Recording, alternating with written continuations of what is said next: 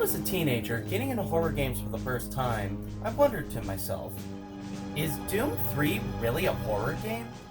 It's not that I didn't know anything about the game or the series, far from it, but from what I could tell from books and videos, Doom was a bombastic action series, not a horror series. Why would an entry in said series, much less the first new entry in the 21st century, decide to go for horror rather than action?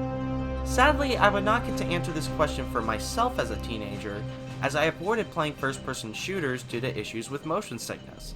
But recently, thanks to discovering that motion sickness medicine like Dramamine eliminates this problem for me, I've finally been able to dive headfirst into the world of first-person shooter classics.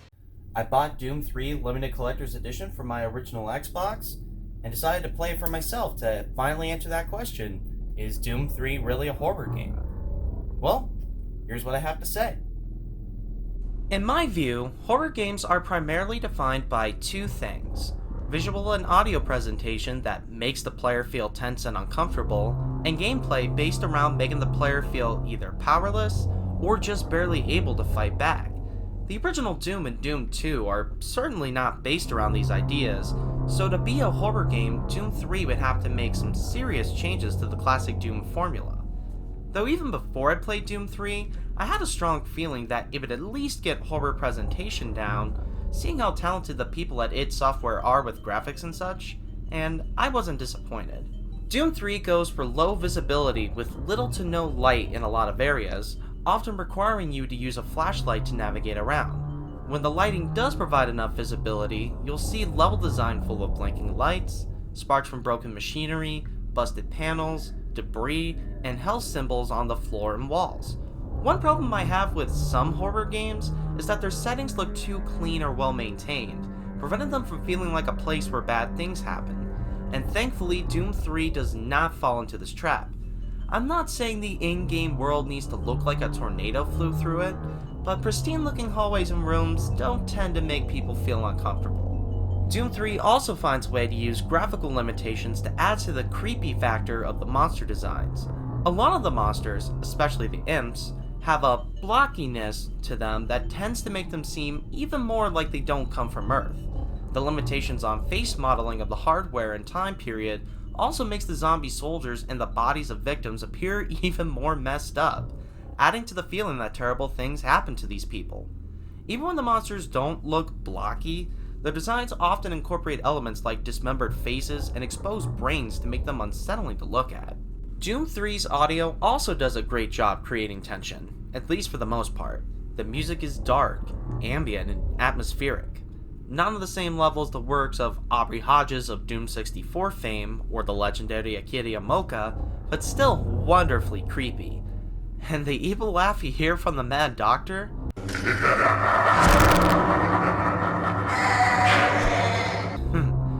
Man, that is one of the scariest evil laughs I've heard in a long time.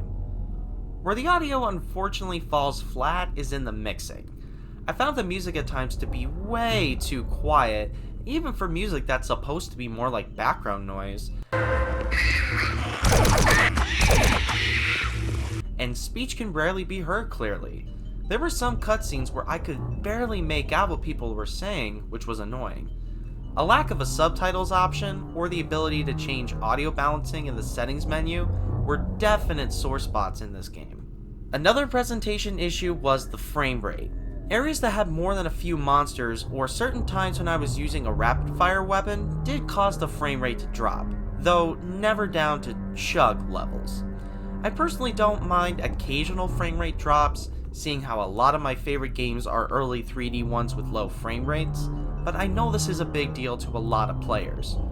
After I captured all the footage of my playthrough of the Xbox port of Doom 3, I bought the PS4 port, and from what I've played so far, it appears that it doesn't have the same frame rate or audio issues. As I said earlier, I was confident Doom 3 would pull off horror presentation just fine. It was the gameplay that I felt uncertain about, as horror gameplay is difficult to get right. After all, you're trying to give the player just enough ability to overcome threats in order to progress through the game, but you don't want to give them too much of an ability to do so, otherwise said threats are no longer frightening. I was especially concerned early on, seeing how Doom 3 gives you as many weapons in its first few hours as most horror classics give you over the course of the entire campaign. How would Doom 3 make a player with access to that much firepower feel on edge? Well, for starters, Doom 3 uses darkness not only for aesthetic, but also to make it harder to see your enemies. Parts of some levels are pitch black, requiring the use of a flashlight to see. However, the flashlight cannot be held out at the same time as a gun, meaning that when you're shooting, you have to rely on either the light given off by gunfire or the glow of certain enemy attacks. The monsters can see in the dark, so they have the upper hand when you find yourself in dark corridors. I'll quickly note that the flashlight can be out at the same time you have a gun out in the PS4 port, but the lighting only does so much in the heat of the moment. Secondly, to counter how easy it is to aim with twin-stick first-person shooter controls, Doom 3's monsters are a lot more mobile than you. They can jump across the room, crawl through walls and wall paneling, and teleport. This aspect of the monsters forces you to always be on your guard, as even rooms that seem quiet at first can have monsters appear in it at random.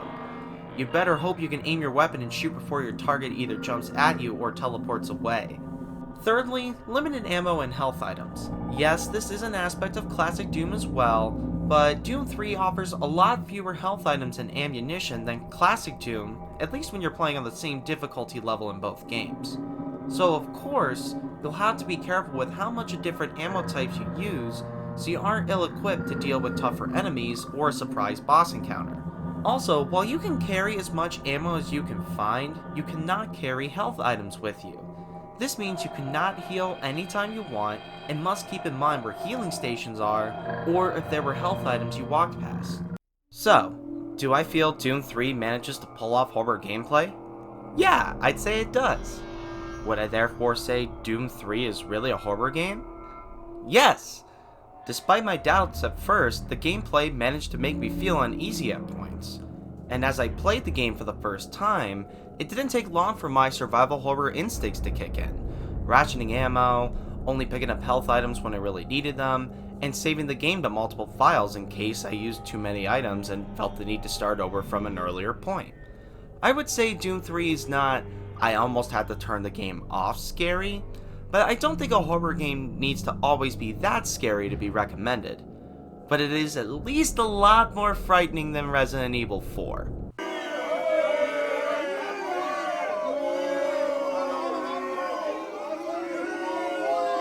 I do feel there were a few more things Doom 3 could have done to raise the tension, such as having more areas that are pitch black, and a few more levels that focus on puzzle solving more than just blasting monsters. I also wish there had been a few cases where you had to focus on finding a way around enemies rather than just blasting your way through. While the game does a good job balancing things in a horror game fashion, there are still a few points where you can dump ammo and take care of crowds no problem, though not as frequently as classic Doom, of course. Though I think the fact that Doom 3 does lean a bit on the action side and isn't as scary as, say, Dead Space or one of the early Silent Hills, makes this a good game to recommend to those who want to get into horror but haven't developed their horror tolerance yet. Want to get into spooky stuff, but you're not quite sure how many spooks you can take? Doom 3 is a perfect game for you. Pun intended, I had a blast playing Doom 3. The game overall is well polished in graphics and gameplay, and it delivered the tense moments I look for in a horror game. Though I will say, while from a collector's standpoint I was happy I bought the limited collector's edition for my original Xbox, I'd be quicker to recommend the ports of the game for newer consoles, as they're gonna run a lot better. But whichever way you play, Doom 3 is a horror game that deserves to be played by horror fans. Well, this has been Felicia saying thank you for watching, and remember, spooky games aren't just for Halloween. I'll see you next time.